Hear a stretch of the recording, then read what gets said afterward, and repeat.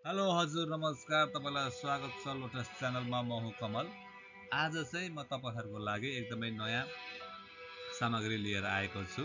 तपाईहरुलाई जापानमा बसेर भिजा रिन्यू गर्नुपर्छ हैन, अनि डिपेन्डेन्टको लागि आफ्नो श्रीमान श्रीमती छोरा छोरीलाई कसरी बोलाउने, अनि है भिजा सकिन लाग्यो भिजा रिन्यू गर्दा के चाहिन्छ, कहाँ जाने, ती सबै तनाव छन् भने तपाईहरुको तनाव थोरै भए पनि कम हुन्छ भन्ने आशले मैले आज आफूले जानेको बुझेको सामग्री समेटेर भिडियो लिएर आएको छु।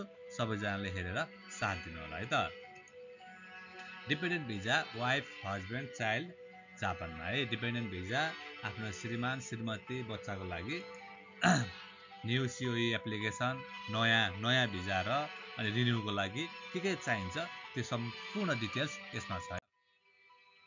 त्यस्तै गरेर छ न्यू भिजा है। न्यू भिजा अनि तपाईँ चाहिँ जस्तै मेरो केसमा म यहाँको जापानको वर्कर हो। अब मैले चाहिँ आफ्नो श्रीमती बच्चालाई बोलाउनु पर्यो हैन, त्यसको लागि के गरिन्छ? सुरुमा चाहिन्छ हामीले आफूले इमिग्रेसनमा सिओई को लागि एप्लाई गर्नुपर्छ है। अनि सिओई इस्यु हुन्छ नर्मल्ली भनेको 1 देखि 3 महिनामा आउँछ, तर पनि अहिले भनेको तपाईको 1 वर्ष बा 13-14 महिना 7-8 महिना लागेको केस पनि छ हैन। नर्मल्ली भनेको चाहिँ पहिला चाहिँ नर्मल्ली भनेको 1 देखि 3 महिना हो है। अब अहिले चाहिँ एकदम टाइम लगाइरहेको छ टोकियोमा चाहिँ। अनि सिओई आएपछि के गर्नुपर्छ? सिओई आएपछि आफ्नो फ्यामिलीलाई पठाउनु पर्यो है। अनि पठाएपछि त्यो सिओई लिएर जापान एम्बेसी काठमाडौँमा जान पर्यो है। त्यसपछि छ भिजा आउँछ, भिएफएसबाट भिजा आउँछ। भिजा आएपछि अनि त्यसपछि टिकट सिकट काटेर जापान आउन सकिन्छ हैन। अब यो त भयो सर्टकट है। अब यसको लागि प्रोसेसहरु के गर्नुपर्छ त? यो त सिओई आएपछि के गर्ने भन्ने कुरा भयो।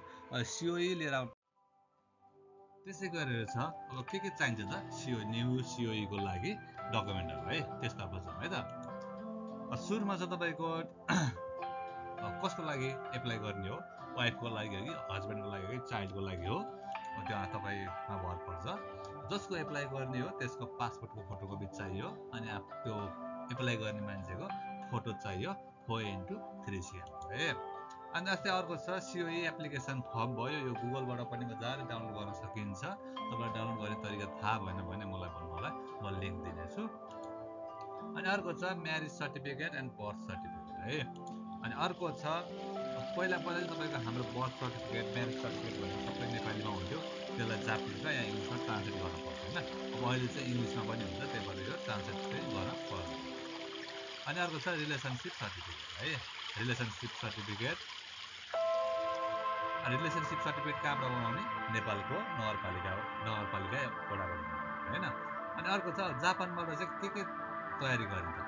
जस्तै मैले मेरो श्रीमतीलाई लिएर आउँदैछु भने अब यहाँ मेरो चाहिन्छ पासपोर्ट र मेरो चाहिरो कार्डको कपी चाहियो है। अनि मेरो जिउमियो चाहियो। जिउमियो भनेको कुयाक्सोबाट निकाल्नु पर्यो। अनि इन्कम सर्टिफिकेट खाजे सोमेसो नोजे सोमेसो चाहियो। इचिबान आतरासी चाहियो है। अनि त्यसपछि अर्को छ इम्प्लोइमेन्ट सर्टिफिकेट। त्यो भनेको के हो? इम्प्लोइमेन्ट सर्टिफिकेट भनेको जाइसोकु सोमेसो, आफूले काम गर्ने कम्पनीमा भन्यो भने सजिलै दिन्छ।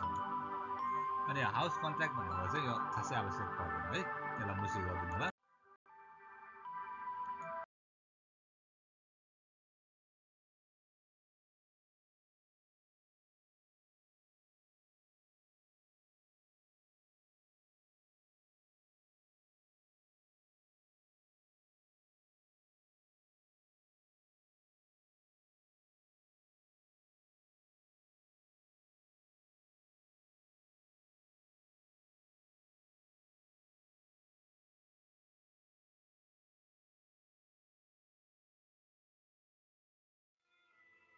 अब यसको लागि चाहिँ के डकुमेन्ट चाहिन्छ रिन्यूको लागि है? अब एप्लिकेसन फर्म फर एक्सटेन्सन है। यो एउटा एप्लिकेसन फर्म चाहियो। अनि पासपोर्ट प्लस जाइरो कार्ड है। पासपोर्ट प्लस जाइरो कार्ड चाहियो। अनि अर्को छ फोटो चाहियो, 4x3 cm को फोटो चाहियो है। अनि अर्को स्पोन्सर डकुमेन्टमा के चाहियो? इन्कम ट्याक्स सर्टिफिकेट चाहियो हैन, खाजे नोजे चाहियो। खाजे नोजे भनेको चाहिँ जुनमा पनि प्रायः अनिवार्य नै छ। यो सियाक्सो कोयाक्सोबाट निकाल्नु मिल्छ है। त्यस्तै गरेर छ इम्प्लोइमेन्ट सर्टिफिकेट भनेको जाइसोकु सोमेसो नजुकिनु होला, यो चाहिँ रिन्यू गर्नको लागि है। डिपेन्डेन्टको रिन्यू गर्नको लागि भयो। अनि अर्को छ जिउमियो भयो, जिउमियो पनि क्वेक्सबाट निकाल्न मिलिहाल्छ। अनि हाउस कन्ट्र्याक्ट भनेको छ, यसलाई मुसी गरिदिनुहोस्, खासै माग्दैन यो चाहिँ। ल हो यति नै हो है भिजाको लागि चाहिने। नयाँ भिजाको लागि के गर्ने, अन्त तपाईँको भिजा सकिएपछि रिन्यूको लागि के गर्ने, एकदम सजिलो छ, एकदम सजिलो छ। दलेहरूलाई पैसा खुवाउन छोड्नु होला, आफै ट्राई गर्नु होला। अगाडि नबढेसम्म तपाईँको सधैँ पछाडि भएको भइ गरिन्छ क्या। अगाडि एउटा खुट्टा चालेपछि अरू खुट्टा आफै चल्छ।